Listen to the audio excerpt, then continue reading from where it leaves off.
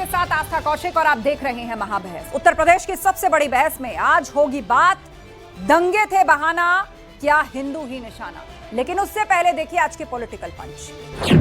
संबल में 24 में वहां पर जिस प्रकार का दंगा करने की एक साजिश हुई थी, उस दंगों की साजिश का कल जो कमीशन, न्यायिक कमीशन बना था, न्यायिक कमीशन ने अपनी रिपोर्ट दी है और न्यायिक कमीशन की उस रिपोर्ट के कुछ अंश सामने आए हैं।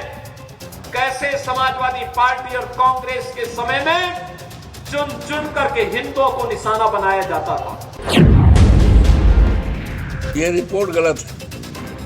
ये जमीनी रिपोर्ट नहीं है, ये सरकारी रिपोर्ट है। ये रिपोर्ट जमीनी नहीं है, तथ्यों के विपरीत है। कैसे उनकी डेमोग्राफी को, उनकी जनसांख्यिकी को कम करके लगातार उन पर अत्याचार करवाए जाते थे, कैसे दंगे करवा करके हिंदू विहीन कर दिया जाता था क्षेत्रों को। कौन से ऐसे कारण रहे कि हिंदुओं ने पलायन किया, धर्म परिवर्तन किया या फिर उनको मार दिया गया, ये तो उस रिपोर्ट से ही पता चलेगा। और जैसी रिपोर्ट होगी उस आधार पर माननीय न्यायालय कार्य करेगा। वहाँ पे दंगे फसाद की जो बात हुई 1978 की, सरकार किसकी थी? जनसंघ की सरकार थी। तो हमें विधानसभा के पटल पे एक भी पलायन के मामले में किसी भी जनसंघ के भारतीय जनता पार्टी के नेता का बयान विधानसभा के पटल पे नहीं है। समाजवादी की सरकार, उन सरकारों का एक ही एजेंडा रहा है कि एक धर्म और एक जाति को आगे बढ़ावा देना। वो चाहते हैं कि सिर्फ मुस्लिमों की वोट लेके वो सत्ता में रहेंगे। वहाँ के सपा सांसद मतलब रहमान जैसे लोग उन अपने आतताई गुंडों को संरक्षण देते हैं। सपा सरकार वर्तमान में 2006 में 1976 के हुए दंगे के लोगों को सेनानियों के रूप में लोकतंत्र सेनानी का सम्मान प्रदान करती है। अमरोहा शहर के अंदर अब मेरे ख्याल 2% 3% हिंदू रह गए, वहाँ भी कम हो गए। ऐसे ही आप जहाँ की बात कर रहे हो संबल में, वहाँ भी बहुत कम आबादी रह गई। तो ये आबादी का फर्क तो है ही। कल मैं तो ये कहना चाहता हूँ कि ये संतुलन रहनी चाहिए आबादी। वहाँ की जो आबादी हिंदुओं की है मात्र 15 से 20% है। सरकार से मांग है कि जो भी सरकार उस समय रही हो उसकी जांच कराए और जो मुसलमान बन गए हिंदू वो उनकी घर वापसी हो। तो संबल हिंसा रिपोर्ट पर सीएम योगी ने बड़ा हमला बोला है। उन्होंने कहा है कि एसपी कांग्रेस के समय हिंदुओं को निशाना बनाया गया, कई इलाकों को हिंदू विहीन तक कर दिया गया, लेकिन डबल इंजन सरकार में कानून व्यवस्था सख्त है। वहीं बात संबल दंगे की जांच रिपोर्ट पर करें तो उसमें बड़ा खुलासा हुआ है। 450 पन्नों की रिपोर्ट में यह भी दावा किया गया है कि संबल अलकायदा का सब कॉन्टिनेंट का हब रहा है और आतंकी संगठनों के लिए संभल में कैंपस रिक्रूटमेंट किया जाता था। यही नहीं, संभल में हुए दंगों की जांच रिपोर्ट में एक और बड़ा खुलासा हुआ है। रिपोर्ट में कहा गया है कि 2006 में एसपी सरकार ने 1976 दंगों के आरोपियों को लोकतंत्र सेनानी घोषित किया था और उन दंगों में हिंदुओं का नरसंहार हुआ था। रिपोर्ट में लिखा गया है मौजूदा एसपी सांसद जियाउर रहमान बर्क के दादा और उस वक्त के एसपी सांसद शफीकुर रहमान बर्क के सहयोग से 1978 में हरिहर मंदिर के हवन कुंड के आसपास कीर्तन पर रोक लगाई गई और जिस हवन कुंड के आसपास हिंदू कीर्तन किया करते थे वहां पर वजू करने की जगह बनवाई गई। संभल को आतंकिस्तान बनाने की पूरी तैयारी थी। गेस्ट पैनल हमारे साथ जुड़ रहा है चर्चा के लिए। हमारे साथ एसएन सिंह जी हैं, बीजेपी प्रवक्ता, प्रोफेसर धर्मेंद्र यादव हमारे साथ हैं, सपा प्रवक्ता, एचएस रावत जी हिंदू धर्मगुरु हमें ज्वाइन कर चुके हैं, फाजिल अहमद साहब मुस्लिम स्कॉलर हमारे साथ जुड़ गए हैं, थोड़ी देर में कांग्रेस के प्रवक्ता भी होंगे। सबसे पहले महाबहस के सवालों पर नजर डालते हैं और उसके बाद हम चर्चा की शुरुआत करेंगे। योगी का प्रहार, दंगे थे बहाना, हिंदू ही निशाना, 450 पन्नों की रिपोर्ट जो कमेटी ने सौंपी है, उसके बाद कांग्रेस और एसपी को निशाने पर लेते हुए मुख्यमंत्री योगी आदित्यनाथ ने इस कमेटी की रिपोर्ट पर बात की और यह कहा कि दंगे तो बहाना था, हिंदू ही निशाना था, टारगेटेड हिंसा हुई थी वहां पर। संभल फाइल्स खुली, आतंकी कनेक्शन का खुलासा। और जो सबसे बड़ी बात इस रिपोर्ट में कही गई है वो ये कि संभल जो है वो अलकायदा का सब कॉन्टिनेंट एक तरीके से अड्डा बन गया था, जहां पर आतंकियों की रिक्रूटमेंट होती थी। कई आतंकी संगठनों के लिए आतंकी यहां से रिक्रूट किए जाते थे। पनागाह ये जगह बन गई थी, जो अपने आप में बहुत ही बड़े खतरे को सामने लाती है। और सवाल यह भी, संभल रिपोर्ट पार्ट 2 प्रयोगशाला या संयोगशाला, जिस तरीके से मामले को लेकर राजनीति हो रही है, अब यह भी एक प्रश्न उठ रहा है कि यह प्रयोग है या ये एक संयोग है। लेकिन कुल मिलाकर कमेटी ने जो रिपोर्ट फाइल की है उसमें जो बातें निकलकर सामने आई हैं वो एक बड़ी चर्चा को जन्म देती हैं, खासतौर पर देश की सुरक्षा, देश के अंदर, राष्ट्र के अंदर रहकर जो राष्ट्र के प्रति एक साजिश होती है, आतंक, क्या उसका अड्डा संभल बन गया था? एसएन सिंह जी, आपसे शुरुआत कर रहे हैं। आस्था जी, देखिए 1947 से लेकर और आज तक 15 बार दंगे होते हैं, लगभग 250-300 हिंदू मारे जाते हैं। भाई आप पार्टियों को छोड़ दीजिए, केवल ये पूछ लीजिए ना कि वो मारा कौन। हमेशा भारत के बहुसंख्यक समाज जो हिंदू समाज है वही क्यों मारा गया? और नतीजा देखिए, 45% जो हिंदू थे वो आज 15% हो क्यों गए? 1978 के दंगे में 184 हिंदुओं की कत्ल क्यों होती है? 40 दुकानों में आग लगा दी जाती है। और मैं कहूंगा समाजवादी पार्टी का नाम इसलिए आता है कि FIR, सुरेंद्र नाथ जी ने जो FIR दर्ज करा उसमें 2 नाम बताया, उल्ला अतारी और मंजर सफी अतारी। और दोनों लोगों को 2006 में समाजवादी पार्टी की सरकार बनती है। समाजवादी पार्टी के मुखिया मुलायम सिंह जी यादव उनको लोकतांत्रिक सेनानी घोषित कर देते हैं, लोकतांत्रिक सेनानी। और वही नहीं, अरे आप देखिए ना, मऊ के दंगे होते हैं 2005 में, किसकी सरकार आती है? समाजवादी पार्टी की सरकार। मुख्तार अंसारी 500 सलहों के साथ 5 दिन तक नंगी नाच करता है, यादवों की हत्या करता है, दुधियों की हत्या करता है, दलितों की हत्या करती है। किसकी सरकार? इसलिए कहा जाता है कि पूर्वज की सरकारें, आस्था जी, वोट की राजनीति करती थी। वोट की राजनीति, वोट के लिए अपराधियों को इतनी छूट दे देती थी कि जब लोगों को लगता था कि मेरे जान माल को खतरा है तो वहां से प्लान कर जाते थे। इस नाते संभल से प्लान कर। समाजवादी पार्टी का एक बयान आ रहा है, लोग रोजगार के लिए चले गए तो रोजगार केवल हिंदू केवल रोजगार के लिए चले गए, मुस्लिम ये दलील दी जा रही है। चौथी बात मैं कहूंगा, वो मैं लौटूंगी आपके पास, मैं लौटूंगी। लेकिन देखिए, हम 2 दिन से इस पर चर्चा कर रहे हैं कमेटी की रिपोर्ट पर। एक तो पलायन पर हमने कल विस्तृत चर्चा की, लेकिन प्रोफेसर धर्मेंद्र यादव, इस कमेटी की रिपोर्ट में एक और खतरनाक बात निकल के सामने आई है कि अलकायदा और कई आतंकी संगठनों के लिए एक रिक्रूटमेंट का अड्डा संभल रहा। यहां पे सरकारें आई, सरकारें गईं, ये सब कैसे पलता रहा, कैसे होता रहा? देश के खिलाफ इतनी बड़ी साजिश, वो भी आतंकी साजिश, कैसे होती रही?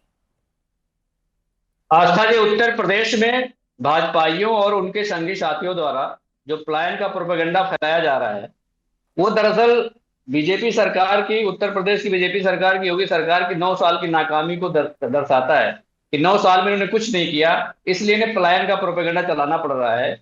1978 में जब दंगा हुआ था तो जनसंघ की सरकार थी, यानी भारतीय जनता पार्टी की सरकार थी। 2025 में जब दंगा हुआ तो भारतीय जनता पार्टी की सरकार थी।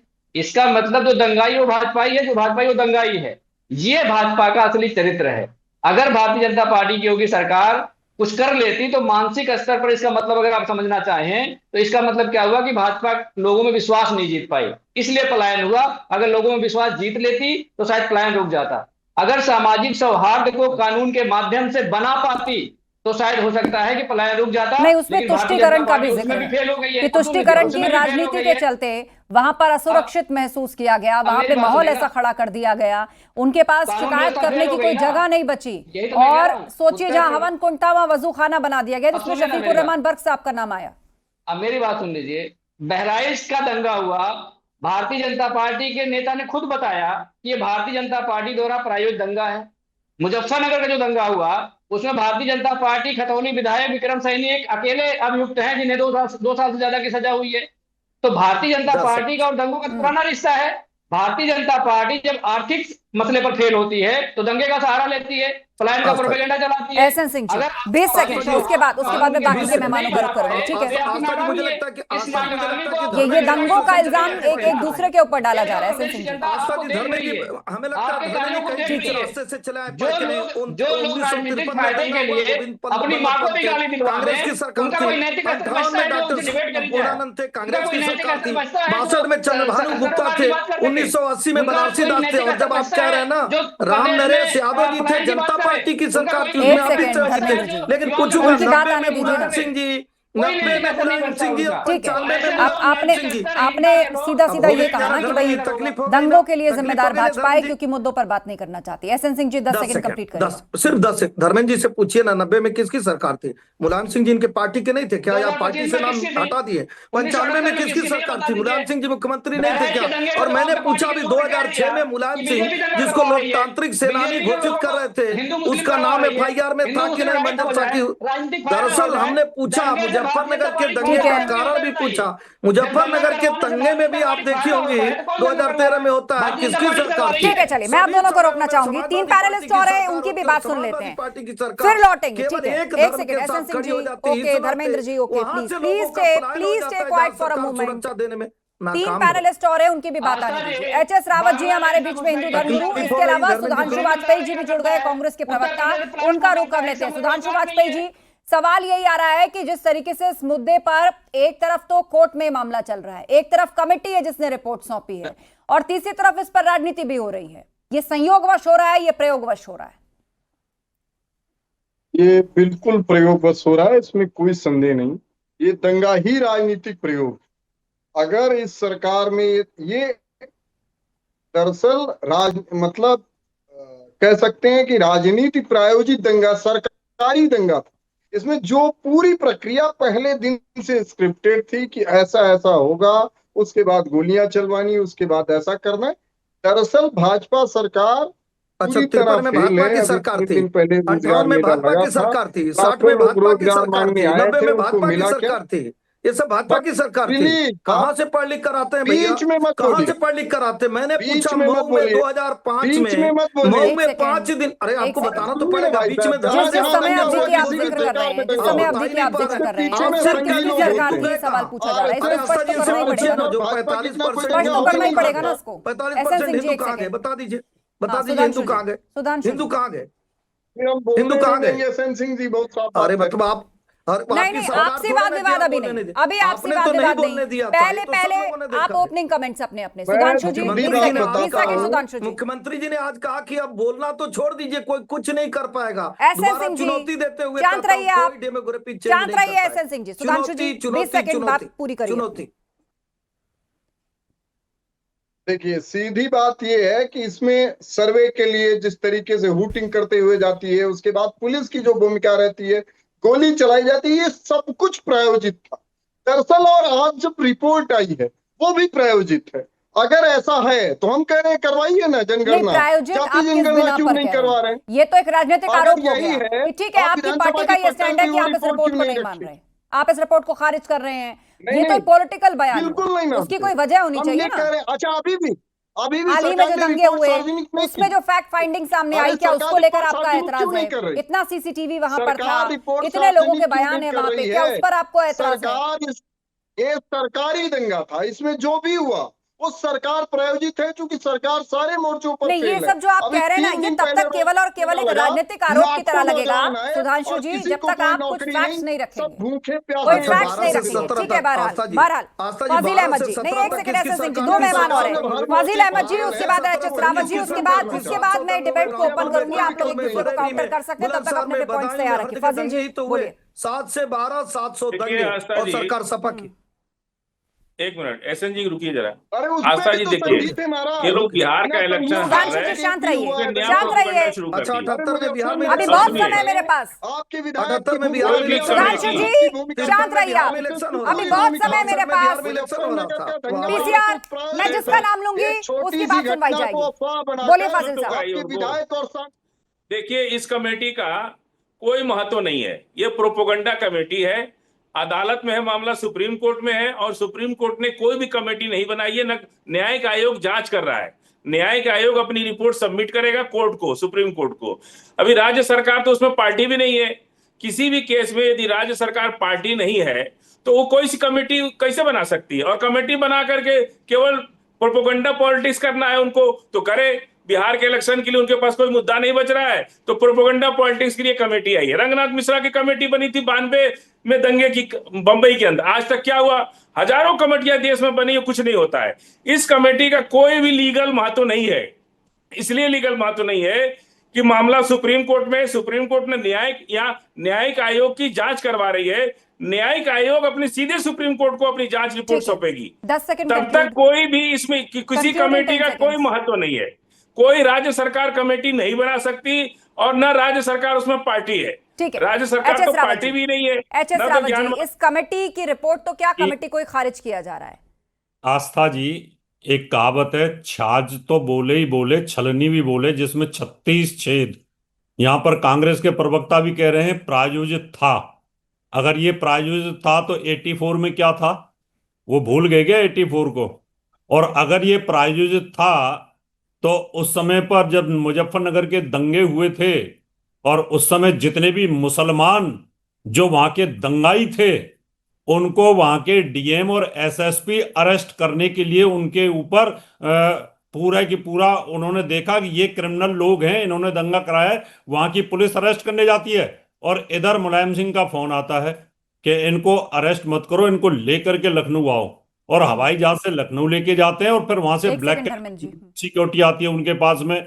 यानी वो जो मास्टरमाइंड जो उनको बात पूरा करने दीजिए, उसके बाद मैं बोलती हूँ, आप अपनी बात रखिएगा। बोलिए रावत जी। सिक्योरिटी मिल जाती है, उनको सिक्योरिटी मिलती है और वो कह रहे हैं प्रायोजित था। प्रायोजित तो वो था कि जो आपने कार सेवकों के ऊपर गोली चलाई थी और फिर ये कहा था कि अगर मैं ऐसा ना करता तो मेरी तो मुसलमान वोट बैंक की खिसक जाती। तो भैया प्रवक्ताओं, ये होता है प्रायोजित। क्या आप अपनी वोटों के लिए हिंदुओं को मरवाते हो? आप उन मुसलमानों को प्रमोट करते हो, उनको सिक्योरिटी देते हो और उनको फिर चुनाव लड़वाते हो। ये है हिंदुओं के साथ दमन की नीति और वही संभल के अंदर हुआ। और ये फाजिल भाई कह रहे थे चुनाव से संबंध है इसका, चुनाव से कोई संबंध नहीं है इसका। रावत जी 10 सेकंड। तौर पर डेमोग्राफी चेंज करने के ये षड्यंत्र है, वहां पर आतंकवादियों का गढ़ है और उसमें किसी सरकार के द्वारा अगर उसकी जांच कराई जाए तो उसमें बुराई क्या है? उत्तर प्रदेश धर्मेंद्र जी, पहले जो आप कह रहे थे वो आवाज ऑन एयर नहीं गई, अब आप अपनी बात रखिए। लगता है उनसे संपर्क टूट गया है फिलहाल। सुधांशु जी। हमारा सीधा ये कहना है कि इस पूरे मसले पर एक ही बात है कि सरकार जब हर मोर्चे पर फेल, इसमें कहीं सरकार एकदम सही बात कही है। इस पूरे मामले में जब सुप्रीम कोर्ट में जांच चल रही है, वो एक रिपोर्ट आती है, उसके भी कुछ अंश जारी किए जाते हैं, वो भी रिपोर्ट नहीं सार्वजनिक की गई।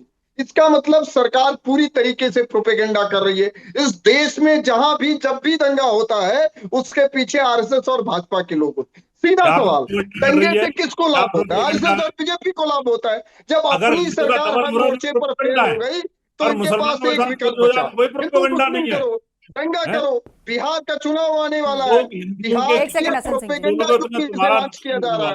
चूंकि वोट चोरी की ये सरकार पकड़ी जा चुकी है, वोट चोरी के मामले में भाजपा सरकार पूरी तरह एक्सपोज हो चुकी है। आप संभल के मुद्दे को एसआईआर पर ले गए, संभल के मुद्दे को एसआईआर पर आप ले गए। ठीक है, बिहार चुनाव है, आप उस मुद्दे को उठा रहे हैं, लेकिन आरोप ये भी तो लगा रहे हैं ना कि संभल को प्रोपोगेट किया जा रहा है क्योंकि बिहार में चुनाव है। एसएन सिंह जी, तो ये पार्टी कहां है? एक सेकंड, अब उनका जवाब सुन लेते हैं। आस्था जी सुन लीजिए। आस्था जी देखिए, कांग्रेस के मुंह पे कालिक तो खुद ही देश की जनता ने पोत दिया। एक दंगे का जिक्र करिएगा, हालांकि आज इसका कोई औचित्य नहीं था क्योंकि बार बार कांग्रेस ले जा रही थी। भागलपुर में एक दंगा हुआ होता है, बिहार में 86 में किसकी सरकार थी? जम्मू कश्मीर का दंगा होता है, वो किसकी सरकार थी? मुंबई में दंगा होता है, किसकी सरकार थी? निश्चित तौर पर कांग्रेस की सरकारों में दंगा होता था, क्योंकि दंगा ये जानते थे हम दंगा कर लेंगे, उसके बाद भी कुछ होगा नहीं। पहली बात सुन लीजिए, दूसरी बात सुनिए, 84 में सिखों को टायर गले में बांध के दंगा कराने वाली पार्टी ये कांग्रेस पार्टी है। मैं पूछता हूँ आस्था जी, चुनौती देते हुए आपके जिम्मेदार चैनल पर, सबसे देश में उत्तर प्रदेश, जवाब देने दीजिए। आप बोल रहे थे तो सब सुन रहे थे। उत्तर प्रदेश में किसकी सरकार रही? अगर कांग्रेस की सरकार 60-70 साल देश में और प्रदेशों में रही तो जो इतने दंगे हुए उसका जिम्मेदार कौन है? उसका जवाबदेह कौन है? मैं पूछ रहा हूँ, 45% हिंदुओं को क्या आकाश निकल गया, पाताल खा गया या क्या हो गया? और तीसरी बात, धर्मेंद्र यादव जी डिस्कनेक्ट हो गए थे। आपका जवाब, जिनका डेमोग्राफी चेंज हुआ है, कमेटी ने यह भी कहा 45% से घटकर हिंदू आबादी 15 से 20% पर आ गई। धर्मेंद्र जी। आस्था जी, आप एक वरिष्ठ पत्रकार हैं, डेमोग्राफी पूरे देश की निकाली जाएगी, रेफरेंस पॉइंट आपने कहां से लिया बताना पड़ेगा। मैं अपने जिले का एग्जांपल बता देता हूं आपको, अपने गांव का बता देता हूं। मेरे गांव में मेरे घर के सामने 8 मुस्लिम परिवार रहता था, आज की डेट में 6 जाके शहरों में रहना शुरू कर दिए, 2 गांव में बचे हैं। तो हम बोल दें कि वहां डेमोग्राफी चेंज हो गई है। अरे ये बताइए कि भारतीय जनता पार्टी रोजगार देने में नाकाम है, इसी लोग शहरों में जा रहे हैं रोजगार के लिए। उत्तर प्रदेश का सारा पैसा गुजरात के ठेकेदारों को पहुंचा दिया जा रहा है, वहां के पूंजीपतियों को पहुंचा दिया जा रहा है। उत्तर प्रदेश पैसा है नहीं, रोजगार के लिए पलायन कर जा रहे हैं। एसएन सिंह जी और एचएस रावत जी, ये तर्क जो है वो बहुत पुरजोर तरीके से गढ़ा जा रहा है, खासतौर से सपा की तरफ से, कि लोगों ने जॉब अपॉर्चुनिटीज के लिए अपनी लोकेशन को बदल दिया और आप उन्हें पलायन में दूसरी बात मैं कह रहा हूँ, दूसरी बात इस पर पहले जवाब ले लेते हैं धर्मेंद्र जी। रावत जी बोलिए, रावत जी बोलिए, एक एक करके धर्मेंद्र जी ने पॉइंट उठाया, रावत जी इस पर बोलेंगे, उसके बाद एसएन सिंह जी बोलिए। सरकारें दी। मैं धर्मेंद्र जी आपसे ये कहना चाहता हूं, एक तरफ तो आप कहते हो भारतीय जनता पार्टी को कोसते हो कि बेरोजगार बहुत ज्यादा, एक तरफ आप कह रहे हो कि पलायन इसलिए हो रहा है कि वो लोग अच्छी जगह नौकरी उनको मिल गई है इसलिए वो शहर में चले जाते हैं। एक बात पे टिको ना। एसएन सिंह जी सदस्यता खत्म हुई और मैं पूछता हूँ आस्था जी, एसएन सिंह जी, एसएन सिंह जी, मतलब कोई एक ही डायरेक्टिव चल सकता है कि या तो किसी के पास रोजगार नहीं है या अच्छे रोजगार के लिए वो शहर से बाहर चले गए, तो रोजगार है या आस्था जी, नहीं? मैं तो कह रहा हूँ आस्था जी 12 से 17 तक धर्मेंद्र जी की सरकार थी, रोजगार देने की इनकी जिम्मेदारी थी, और 2 लाख भी, सुनिए ना, अरे धर्मेंद्र जी रोइए मत, सुनिए, देखिए बड़ा जिम्मेदार चैनल है, रोने से कुछ नहीं होगा, प्रदेश की जनता जान रही है, इसलिए प्रदेश की जनता, अब सुनिए, देखिए जनता से बढ़िया मूल्यांकन कौन करता है? हो सकता है मैं झूठ बोल रहा हूँ, हो सकता है धर्मेंद्र जी झूठ बोल रहे हैं, लेकिन बार बार भारतीय जनता पार्टी की सरकार पूज्य योगी आदित्यनाथ जी को मुख्यमंत्री इसीलिए उत्तर प्रदेश की जनता बना रही है, वो जान रही है कि ये दंगाइयों की सरकार थी। भाई मैं पूछ रहा हूँ धर्मेंद्र जी से, धर्मेंद्र जी आपकी सरकार थी, आपके सरकार में रोजगार देना था, तो आपने मऊ के दंगे क्यों करा, मुजफ्फरनगर के दंगे, रामपुर के, कानपुर के, सहारनपुर के, बरेली के, बदायूं के, बुलंदशहर के क्यों कराए? एक बात, दूसरी बात मैं कहूंगा, वो जो लोकतांत्रिक सेनानी आप घोषित कर रहे थे, वो लोकतांत्रिक सेनानी क्यों घोषित किए, यही तो पूछा जा रहा है। ठीक है फाजिल अहमद जी, नहीं आप दोनों शांत होइए, आप दोनों ने अपनी बात रख ली, दोनों को बराबर समय दिया गया, आप दोनों एक साथ अपने बराबर समय पर बोले। फाजिल अहमद जी, अब यहाँ पर 2 बातें सामने आई हैं। एक तो ये कि ये डेमोग्राफी चेंज हुआ है, कमेटी ने कहा 45% से संख्या घट के 15 से 20% रह गई हिंदुओं की, और यह भी बात सामने आई कि हिंदुओं के मोहल्ले पर जो है वो हिंसा होने वाली थी 2024 में, पुलिस की तैनाती थी इसीलिए बच गए, और उन आतंक को फैलाने के लिए भी लोगों को बाहर से लाया गया था।